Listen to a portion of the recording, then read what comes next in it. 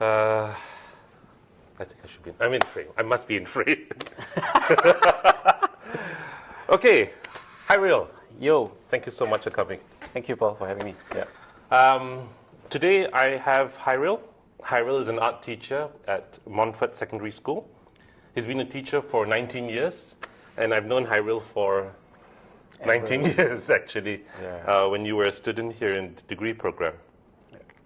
Apart from being an art teacher, Khairyl is also a musician. He's an electronic musician, bassist, guitarist, very multi-talented art teacher indeed. Yeah, anything is possible through YouTube. Today, Khairyl will be sharing with us his experiences in his secondary school, in particular the art classroom. And I think the main subject of today is about the changing landscape Yes. of what you're seeing that's been happening. Yeah. Maybe, I mean, you've been a teacher a long time. Maybe could you share some of the biggest changes that you have steered or witnessed and steered? Okay. I think the more obvious ones would probably be the COVID period where lessons were all taken online. Right. And then that posed quite a bit of a challenge for the teaching of art, especially. In our school, or rather in my school, SOVA being one of the key components for all levels, where pre-COVID we usually take them out to all the galleries in Singapore, get them exposed, even talk to artists. And then when COVID happened, it was quite a challenge where we had to think on how do we, get the students out there, but obviously it was quite limited. So me and my team, or rather the department, sat down and we thought of and came out with the idea of a virtual art gallery. Okay.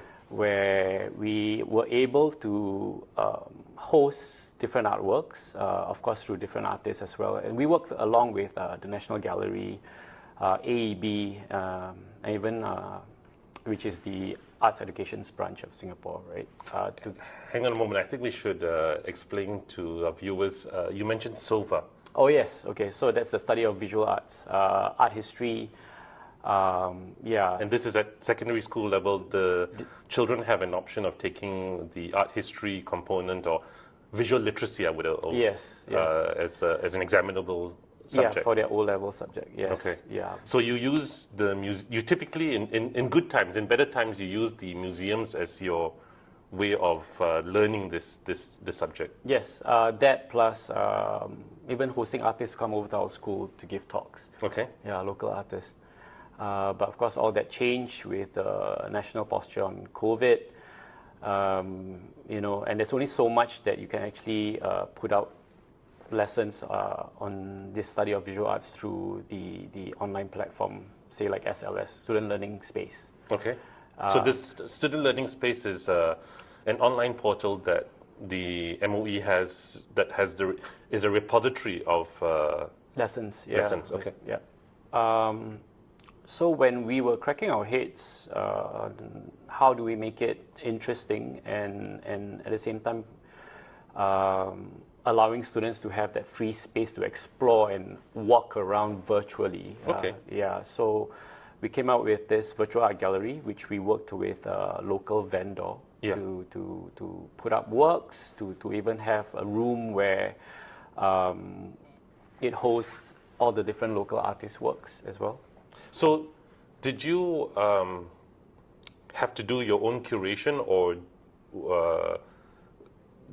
did your vendor do the curation, or did you use an existing space? Everything was ground up. So we align some of the, like for example, we have this local artist room.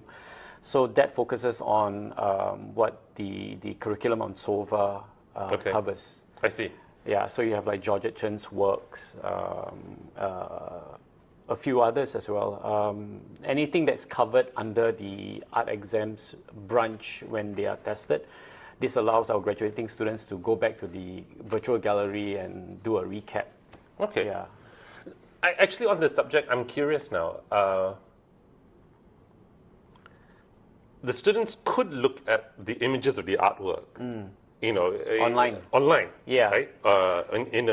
In a non-interactive, non-spatial 2D manner. Yeah. And if I recall, many of the works are 2D. I mean, of course, there are Yes. some that's three-dimensional. So what did you notice was What's different? different, or what were the affordances of it? Okay.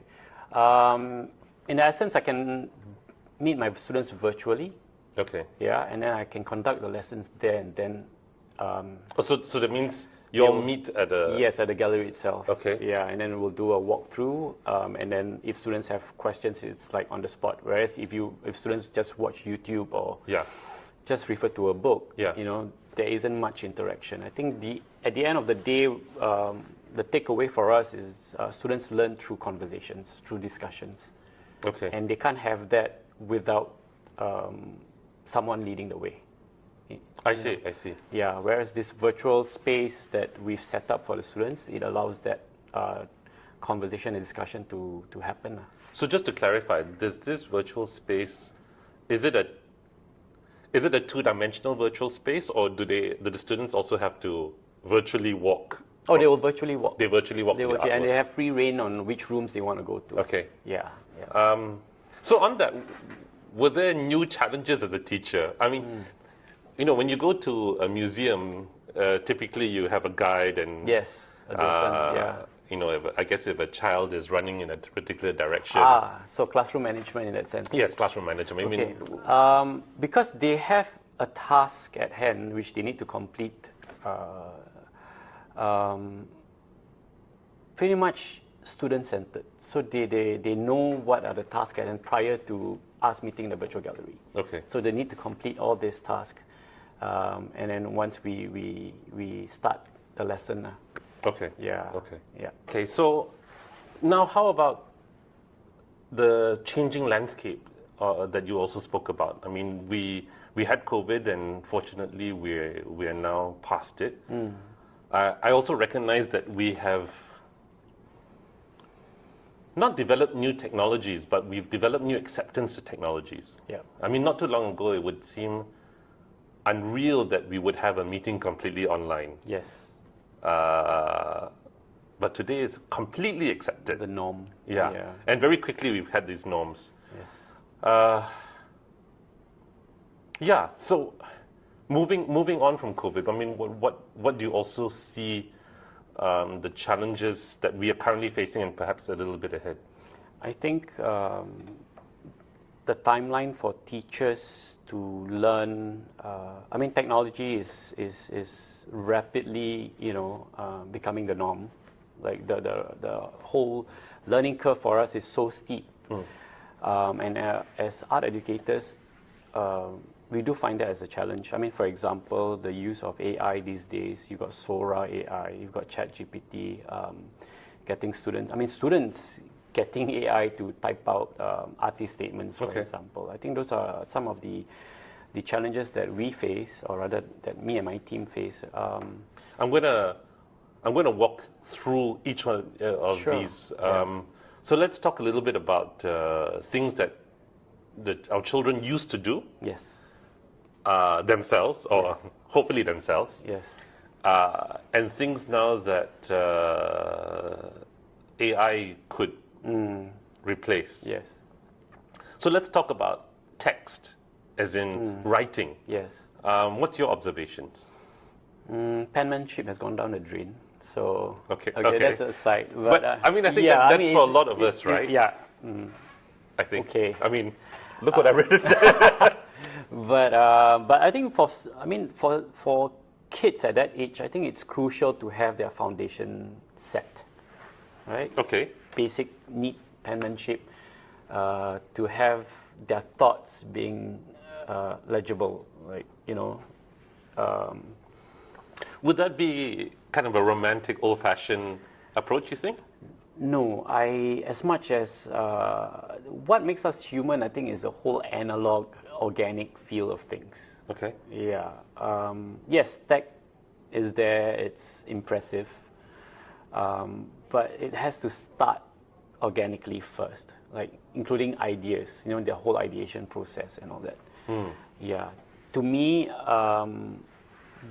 as an educator, that is important because eventually, if a student, like I said, of a certain age group, the teenagers, like for me, I teach from 13 all the way to 17-year-olds. Okay. If I don't get that right and they start abusing, I dare say abusing AI, for example, totally dependent on tech, I feel that works against them. It's a dumbing down of like the whole potential of being a human. Because everything is just at the press of a button and the computer does everything for you. It's different from, say, it's different from if you were to use tech as a tool versus tech running over or ruling over your whole process of learning. Okay. Yeah. I'm going to be a bit naughty about this. Please. Yeah. So I don't hunt my chickens. Neither do I rear my chickens. The chickens that I eat. Yes.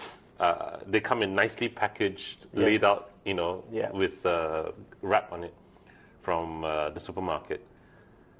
So that is the act of rearing, the act of killing and consuming and defeathering is something that I as a human don't do anymore. Yes. But I still get the job done.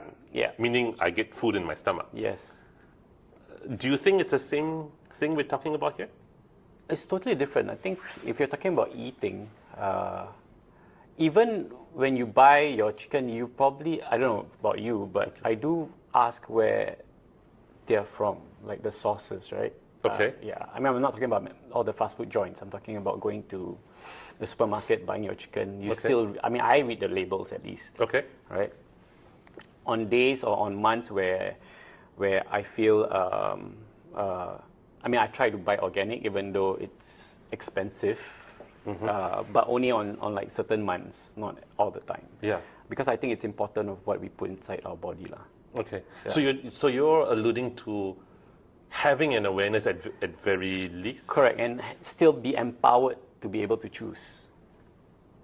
So I'll give you an example in comparison to, say, your analogy of food, of bucking chicken, right? Yeah, it's a good analogy to say a student who is wanting to come up with a great concept of just to get to the whole point, get his ideation done, just like how the chicken just ends up on your plate. Yeah. I think the difference is that if a student were to use, say, ChatGPT or Sora, I need ideas on the theme opening up, for example, right? And AI does everything for you, and he just picks and chooses, and then he ends up on his plate. In this case, will probably be on his fretboard, lah. Yeah. But the question then would be, which part of it is his idea? None, And over time, if he continues doing this, at the end of the day, if you take AI out one day, he's just out of ideas, lah. I would say, given that trajectory. Okay. Yeah, it's just dumbing down. So, you've touched on I think I agree with you, and you touch on a topic that I think AI is perhaps the biggest threat to. It is, yeah. And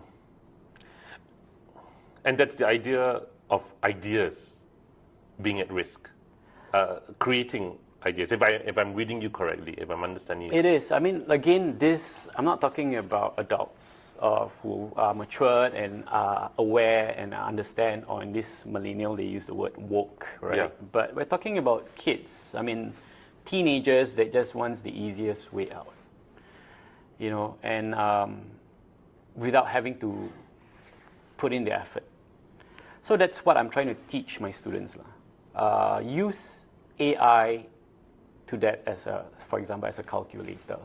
Okay. Yeah, it can speed up certain things, it can help you, but go back to the pen and paper, write your ideas down, write a story, write a narrative, start sketching, and then if you need to, see how AI can help you out.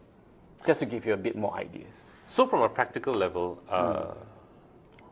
have you seen the benefits or risks of AI already happening in your art classroom? Yes, for sure. Could you describe some of them? So I've got students who, instead of having first-hand observation, like taking photographs and then sketching it out, they use Sora, give me an image of a cup, say cups falling from the sky, Okay. and you have all these beautiful images of cups falling, in different variations and colors, and they just print that out and then they just stick it onto their prep boards, for example. So that to me isn't exactly what I want the kids to learn, the process, the thinking process. I want the kid, art is blood lah, at the end of the day. The takeaway of the process as opposed to the end product.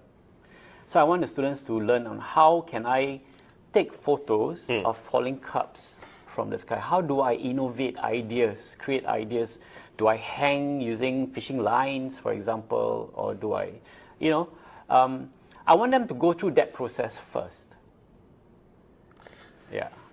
I appreciate that. I mean, actually, it almost was not so long ago that photography, for instance, was deemed as not quite art. Correct.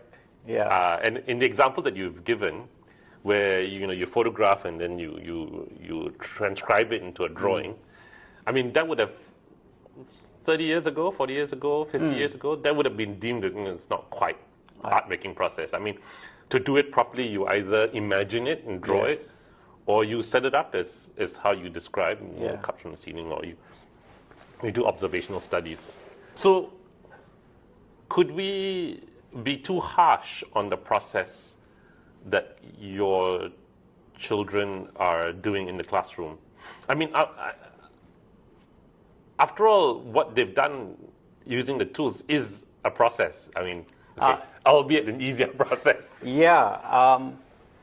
It's like from A, they just jump to Z, but like I said, what I see as detrimental is to their development in appreciating art or even understanding processes, is that they will, if the trajectory is going to go A to Z without going through the rest of the letters, and then they're missing the main meat of it, the bulk of it, the hardship, the challenges on how to use their imagination to solve problems. Yeah. So that is a struggle that we are facing. It's not a struggle really. It's really about just compartmentalizing and having a process of teaching students the correct way. And I suppose this is the complexity of an art education, especially in primary, secondary school. I guess we're not trying to train them to be artists, right? Yes. Yeah, we're not.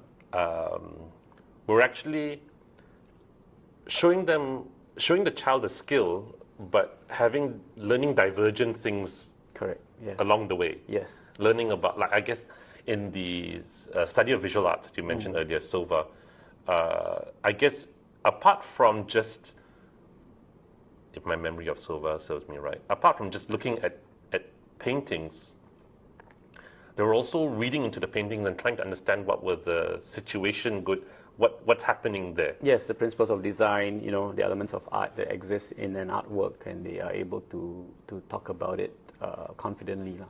Okay. Yeah.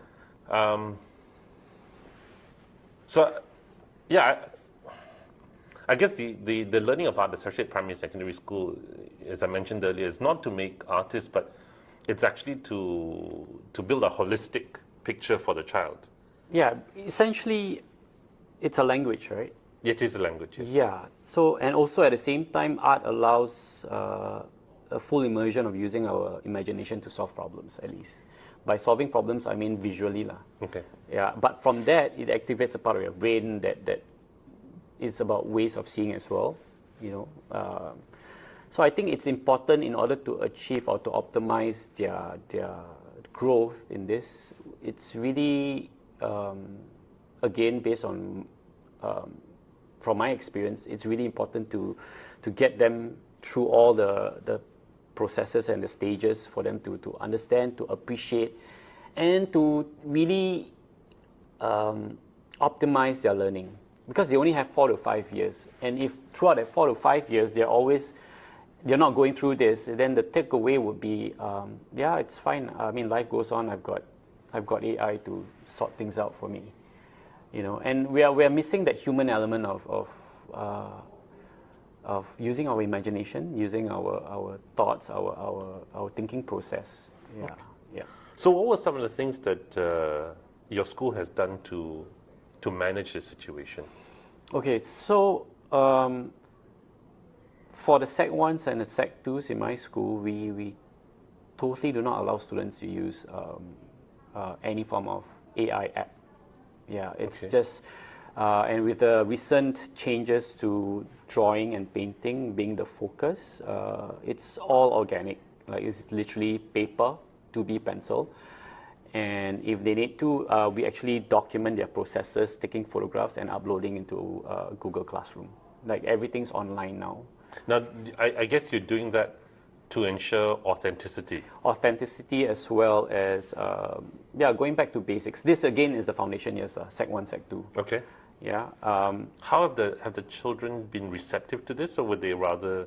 They're okay. In fact, some do ask, like, why can I just go to Google Image or Sora and just type image and then I paint and draw from that, you know? And the answer is no, not yet. Yeah. On this, I'm actually curious how the children have been receptive. Children that you've seen have been receptive to these AI tools. I mean, are they embracing it? Do they want more of it? Or Of course. They do. Yeah, they do. And this is, we're talking about secondary school, right? Yes. Yeah. And would you say it's the same between Sec 1 to Sec 4? Yes. Yeah. Everybody wants it. Everybody wants to use AI just for the sake of, like, hoping, or rather for the sake of completing the task and in hopes of doing well.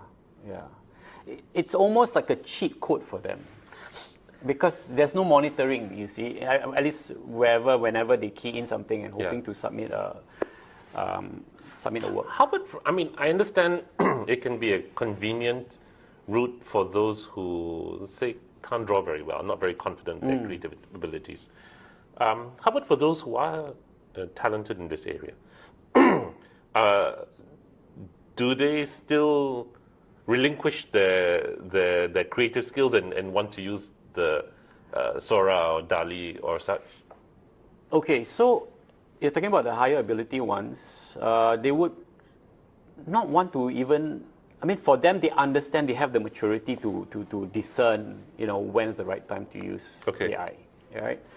But again, this few and far in between lah, you know. But for the majority of the students, I think, for my school at least, we do run through quite a rigid, or rather we're quite adamant about them not using AI unless it is something that is impossible to find and they need to draw that image or create that image. Yeah. So I'll give you an example. I've got a student who wanted to draw an elephant in space, right? For whatever reason, I can't remember. Okay. And he said that if he wanted to have that image and he wanted to draw in detail, he still needed like an app like Photoshop, you know, to merge images together and then draw from because that. he wants a first-hand visual reference. Correct. Okay. Yeah. So in that case, I would say, okay, that's fine, you know. But again, this is something that does not happen often, at least in the lower sec. Because most of the students actually coming from primary school, we see a better... Okay, what I'm thankful for are the primary school art teachers that have really taught them the foundation of like principle of design, you know, elements of art and a bit of drawing skills. And then when they cross over to Sec 1, that's where we can totally harness the skills of drawing skills, for example. So, yeah, their imagination, I think the transition is important because from primary school, I mean, kids being at that age, they are more imaginative, right? More playful. So when they go over, We're talking about the younger children. from primary school. When they go over to Sec 1, and they still have that kind of freedom in their imagination. So that translates directly onto paper, and that's what we want at that stage. Okay. Yeah, it's still a bit of play. Okay. Yeah. But when it comes to Sec 2, that's where we start to migrate those ideas into concepts and then onto paper. It's still 2D, by the way. It's still drawing and painting. Okay. Yeah. And what we have in my school is that in term 3, so that's term 1, term 2, drawing, painting. And this is aligned to the arts education's branch direction. Okay. Okay. But in term 3, that's where we introduce a bit more tech like digital photography, digital imaging of say using Photoshop and things like that. Yeah, I think it's all about balance at the end of the day. The reason we do this in Sec 2 is that so that when they go up to Sec 3, they are aware that there are these tools and there are skills that they have learned from the lower Sec, and they bring it over to upper Sec in preparation for their O and N levels exams. So I think that's what we are doing at the moment, and what we are seeing, it's quite positive. I mean, again, realistically, you can't expect a whole class of 40 to be on board with this. Yes. Realistically. Yes. But in my class, I do see at least 3/4, are on their own. They're confident on their own. I still have that 1/4 still relying on trying to find ways of finding shortcuts, of trying to find images, of not wanting to take first-hand observation of photographs and taking photographs or drawing even. I'm curious, if your school gives the lower secondary child foundation in the analog skills. Yes. The ones who do opt to do art at upper sec, yeah. What happens? Do they clamor to the technology part of things, or No. I think it's still okay. So what goes on outside of the art room will still be whatever it is today. Right? Everyone's on AI. Everyone's playing games. Everyone's just online. Okay. Right. It's just a vacuum that I've made to ensure that students are ready when they go up to upper sec. As for the students who do not want to take art for upper sec, at least they are aware. They are aware of, like, when they see an artwork, they are able to talk about it, or at least even know the artist, and they are able to appreciate the whole myriad of, nowadays we have so many forms of art, right? Yeah. Students are able to appreciate those. I think at the end of the day, I just want them to walk down anywhere and they see a piece of art, they're able to look at it in different ways and talk about it, whether they like it, and if they do, why, and if they don't, why not? Yeah. I imagine that you must have had some quite interesting conversations with your students about AI in the classroom. Yes. What kind of questions have come up offhand? Exactly what you said. Sure, why are you not on board with AI? What do you say? I said I am on board with AI, but for this few lessons, we're just going to go back to being human again and just understanding your potential of being one by through expression. Yeah. Being one meaning? Being a human through, expressing it, through whether it's good, bad, and just appreciating the fact that art allows you this space instead of being caught up with what's going outside the art room where everything's just online. Everyone's a zombie, right? Everyone's just heads down, walking around. I mean, in my school, that's what's happening. Like, it's very obvious. Like, they can bring their phones to school, right? They can, and they are allowed to use that during recess in the canteen. And so everyone's just... Do they play in the... soccer and all that? Yeah, the numbers are dwindling. In comparison, say 10 years ago, I would have students playing in the courtyard, outside my art room, playing soccer, throwing balls, or just being themselves. Nowadays, everyone, at least, half the schools in the canteen just heads down, just playing online with their friends. They're doing LAN gaming within the canteen. Correct. Yeah. LAN gaming, some just, I mean, yeah, a lot of them are actually in this weird zone. Maybe I'm just a dinosaur, I don't know, but I'm alive to see the before and after. It's a stark contrast. Okay. Yeah. Is it scary? I mean, you can't stop change, right? So, but at the same time, you have to be aware what I can do as an educator, and where are the lines that I can draw to allow my students to realize, hey, there's more to life more to life outside of the screen. Yeah. I'll give you an example. Internet goes down within just for 20 minutes. Yeah. Everybody goes berserker. Like, why we pay our, the school pays the fees, and why are we not having things online? I can't do my art. This is another, I guess, an example of tethering ourselves to. Yeah, a non-living thing. If you're talking about challenges, that would be one. This happens with my secretary, and the internet does from time to time do break down, right? And I say go back to the books. There are tons of books we have in the art room. Sure, but it's a lot of words, and it's so few pictures.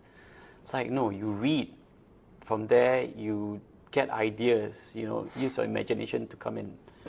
So, and these are the things that I'm seeing and slowly becoming a norm. Like, really, if the internet goes down, everybody's just like, oh my God, we're all going to die. Like, I can't do this. Let's all wait for the internet to get back on, and then we'll resume class. No, that's not going to happen. Yeah. So there's a lot of pushing to make them realize that, that they are more than capable without the internet. Yeah. I'm smiling because when I was in secondary school, which was a very long time ago, there was this thing that we used to do as children, and we used to remove the light bulb in the OHP projector. Yes, I remember that. Yeah, and it was a national movement, right, by students. And sometimes the clueless teacher does not know what the hell's going on, right? Yeah. But it was the best way to just not have class. Yes. And create some pandemonium. Yeah. And in a sense, it was a less complex situation. I mean, it was just a light bulb and electricity. Yeah.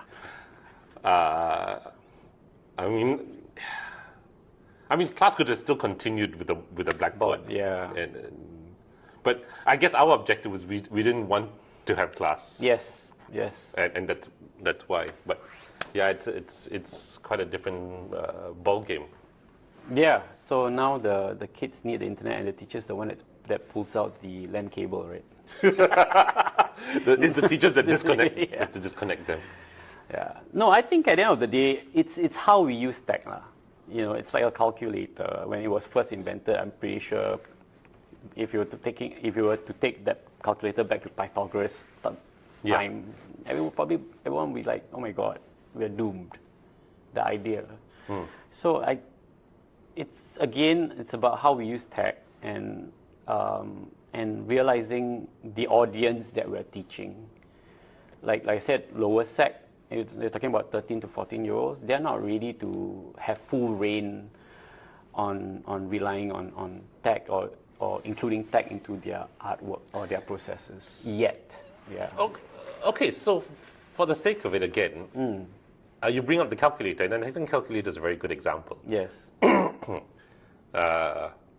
Because there was a time where mental arithmetic was, this thing that we had. Yeah. That's easily disposed of with calculator on your phones and stuff. Do you think we've been any less, or is it not the same? No, I think we've evolved. I think we've made the calculator, or rather we've used the calculator as it is, right? It still comes from us, the numbers, the problems, and whatnot. And even then, we still have to double check on our side, right? But the problem with the current generation of, like, say, the teenagers, they just take whatever ChatGPT gives them. Actually, that's quite scary because it hallucinates. Yeah, exactly. It's just dumbing down the whole youth, right? Like, I gotta say, on the phone searches, now, I don't know what browser I'm using on Safari. It actually, it could be in Google search. And the first answer, they will say this is in AI generated. Right. Which is a kind of a summary of the searches. Okay. But I'm concerned because I know, it can, if it doesn't hallucinate, this is the AI, it could draw a summary from things that are not quite accurate of what you're looking for. Yeah. And so, yeah, as a little bit more aware adult, I'm like, okay, I see this as a suggestion. It's a good start, but let's find out something let's find out something more. Yeah. To be absolutely reliant on it, it's scary. It's dangerous. Yeah, that's what students are doing these days. Like even like finding images or getting AI generated images. They're getting like their pictures of their classmates in the toilet, things that are embarrassing just because it's they're funny. deep faking the. Exactly, it's all about deep faking, and that's their prank. No longer taking out the light bulbs, from the OHP. But having and posting online, by the way, and this constitutes as cyberbullying. That's another Pandora's box altogether, right? Things are getting online, and So going back to what you said. To your point, which is as an adult, you're aware that this doesn't look right, doesn't seem right, let's find out more, right? But for 13, 14-year-olds, they do take it as a whole truth and they just chunk it in, or worse, they share it with their classmates and preach it like this is truth. Fact. Yeah, and that's where educators or adults have to come in and to ensure that this is closely monitored. I mean, being a cyber wellness coordinator in my school, I see this as a real challenge. Yeah. And that's why, again, the cyber wellness programs that I run in my school have to be closely linked to what MOE's vision is for the students. Could you share what that vision? Essentially, again, it's about educating not just the students, but also to have parents be involved, because truth be told, most parents are working, or even if they're not working, the kids have full reign when they're online. Put it that way. Yeah, so it's just to inform parents like, hey, this is happening. Like the use of AI for their homework, or finding truths that are half truths and declaring as facts. Just so getting partners, or I think involving partnerships. This is to build a community of people to help to be the aware. child. Yes. So it takes a whole village now just to raise a kid. Yeah, in schools. Yeah.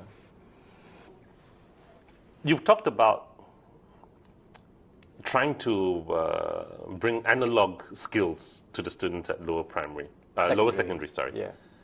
What are the other things that you've been doing on the face of this new landscape that we have? I mean, are you completely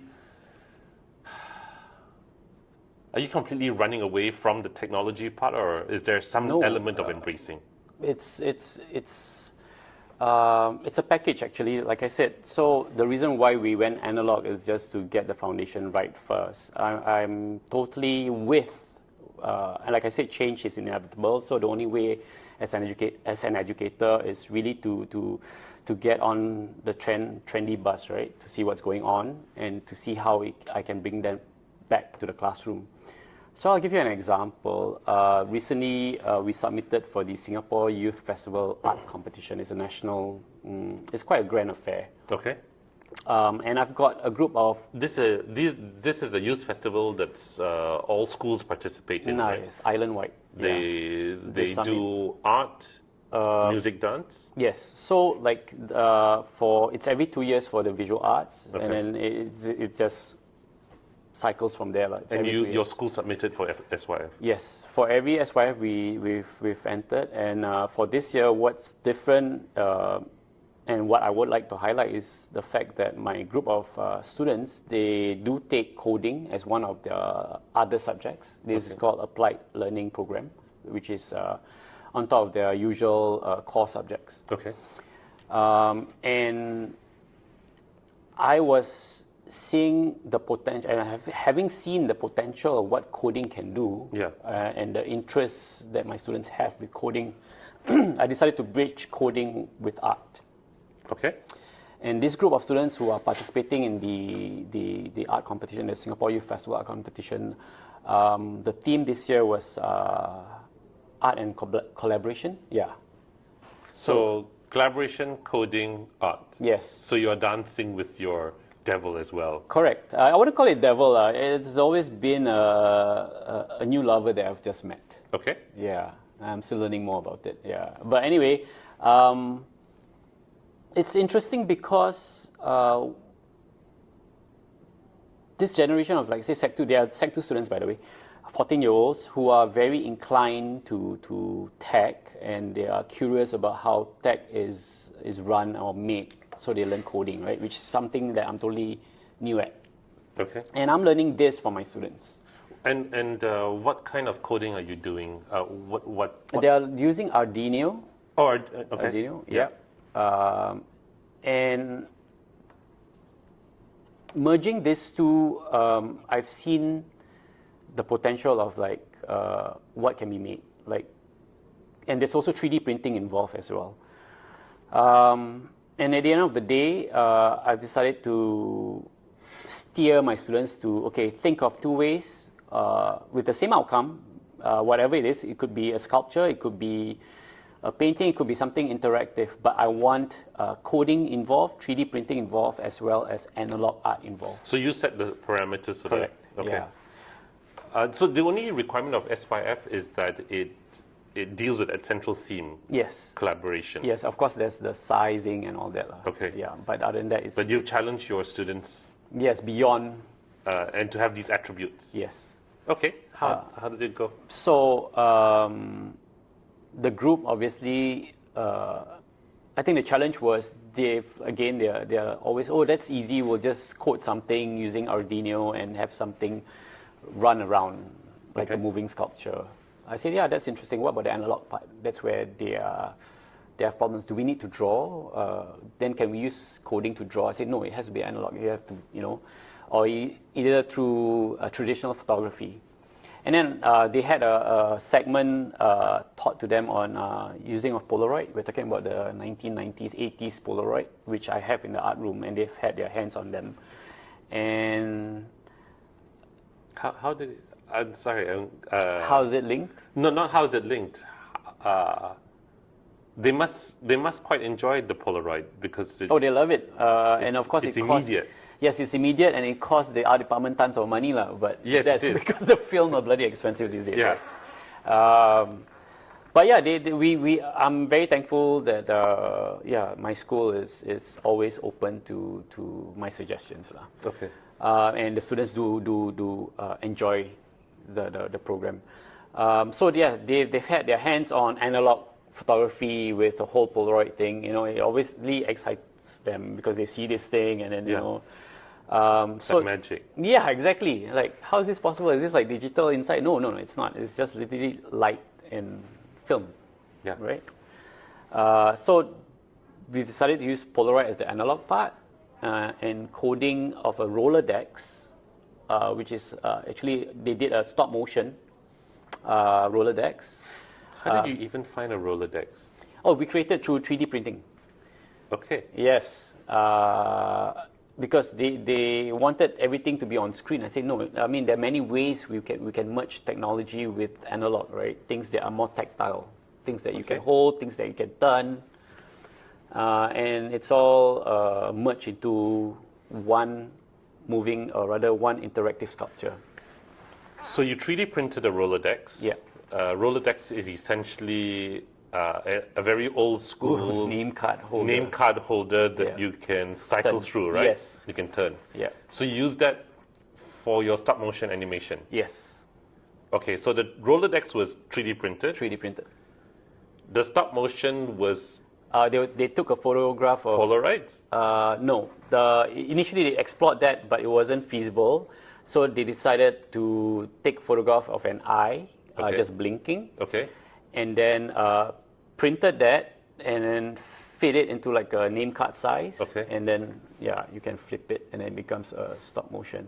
Okay. But what's cool about the tech part is that they applied their coding into making into this sensors in front of the Rolodex, where a viewer comes towards the artwork, the Rolodex starts turning by itself, and you see the stop motion. So it's as though the Rolodex is aware that Yes, you've looking. arrived. It's like you're looking, but the Rolodex looking back at you, kind of thing. Yes, yes.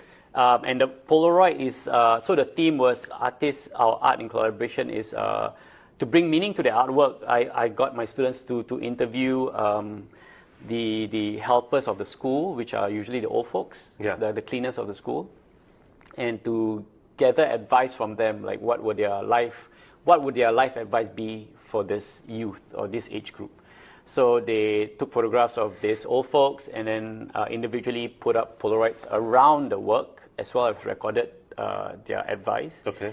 So it becomes one whole interactive piece of work. So a viewer comes to the front, you see all this, trying to see all these Polaroid pictures. At the same time, you have a voiceover of all this advice, and then the eye goes. And then the eye is animated. Yes. It's looking at you. Yeah. There are many layers to this. There are many layers, and it's got a very, I would say it's kind of an old school feel about it. Storytelling, yeah. How did the idea of the Rolodex come out? Was that the solution to create a live animation?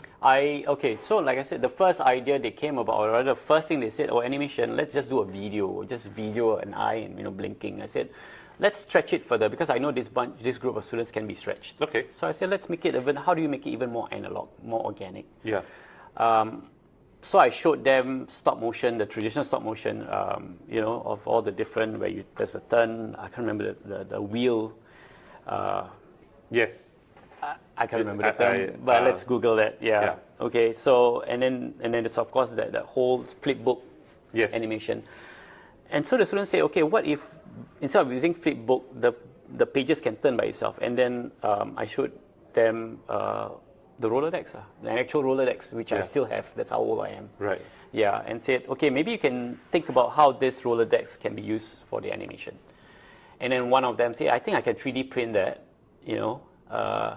but of course with a few adjustments to the number of frames or number of slots. So how the student who opted to want to 3D print the Rolodex, did the student design it themselves, or was it a known 3D file?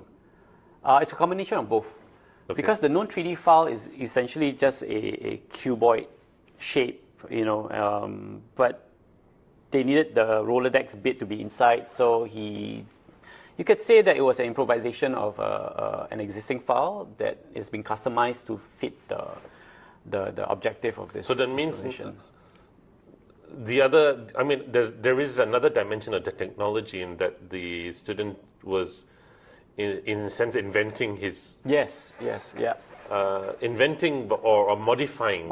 Yeah. What exists. Correct. And again, what was pleasing to me was he had to sketch it out on paper. Sketch it out on paper first, seeing the object and see what can be dismantled, and then scan and then 3D printed.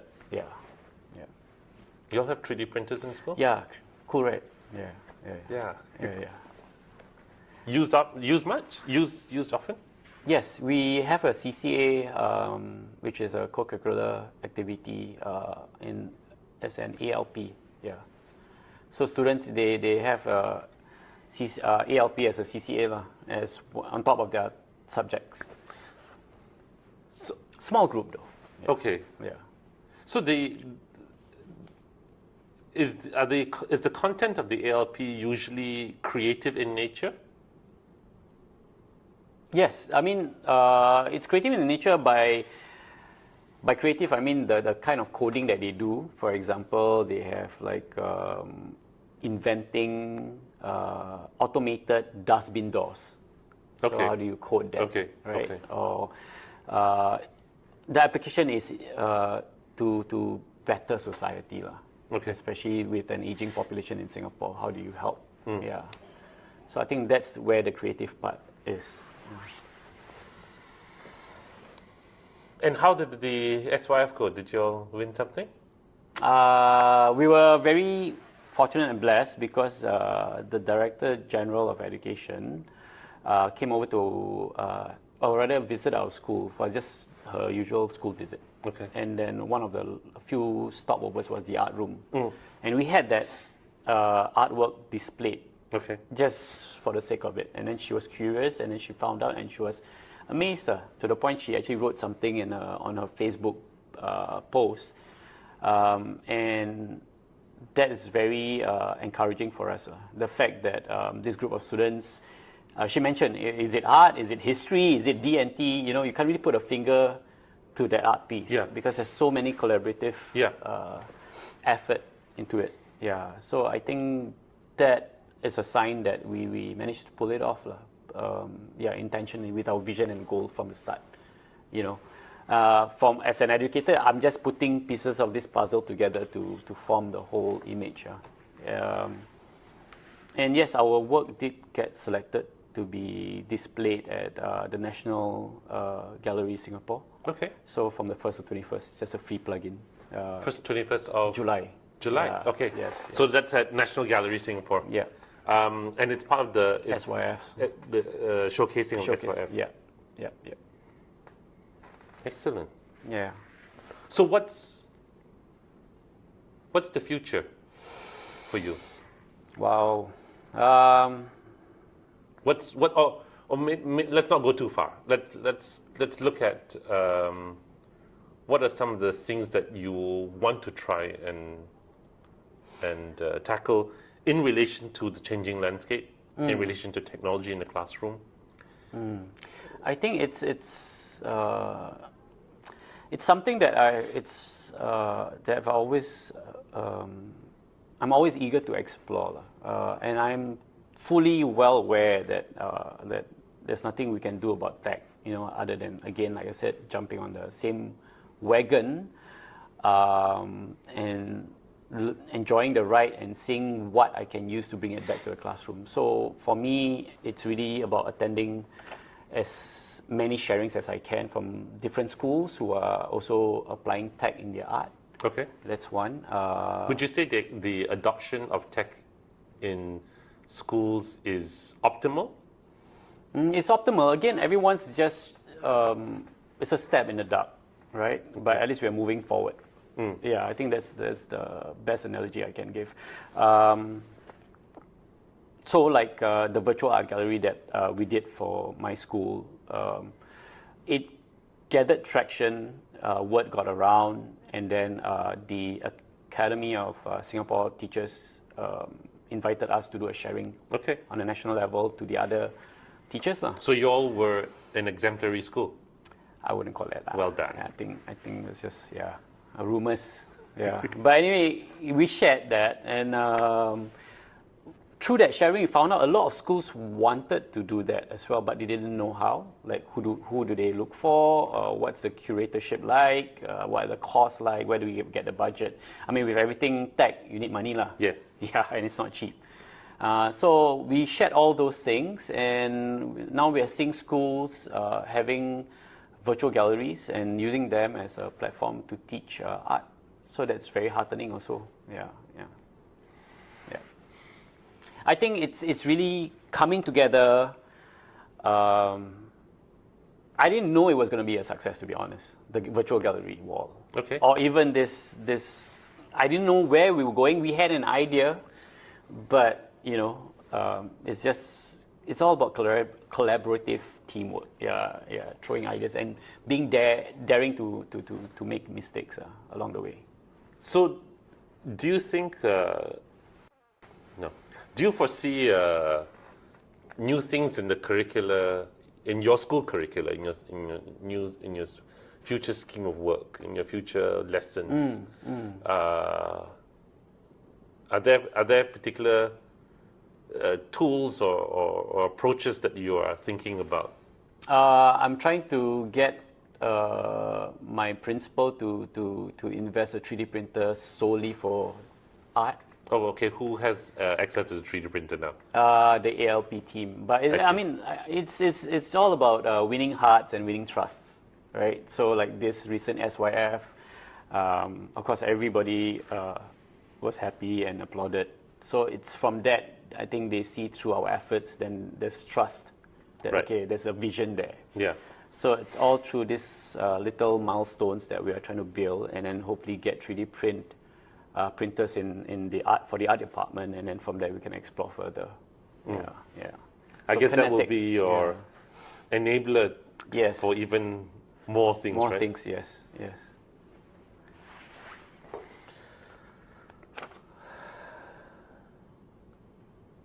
Do you have anything else you? No, yeah, just happy that I'm verbalizing,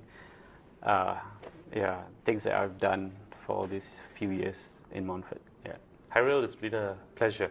Yes, it's been a pleasure too. Thank you for sharing what you've been doing. It's really nice to meet art educators who are actively thinking about your teaching craft. And of course, you've expressed very real things that I think all of us educators face, the changing landscape of technology, AI, the potential risks, and yet there are affordances of AI. I mean, and I'm with you with the idea of imagination. I do think that the act of imagining is at the biggest threat right now. Yes, huge. Yeah. To expand on that a little bit more, it's if you had a strong imagination and you used DALI, for instance, to help you, it can work sometimes, but it can often end up in disappointment from the creative point of view, because it doesn't quite turn out the way you want it. Yeah. That's how you imagine it to be, and then you got to work on your keywords. But if you're not exercised in imagination, there is, in inverted comma, risk of loading that entire act of imagination to the AI. to a machine. Yes, yeah, and that's a huge problem for me personally. Yeah. We have to retain our essence still, moving forward. Moving forward. Yeah. Thank you very much. Thank you, sir.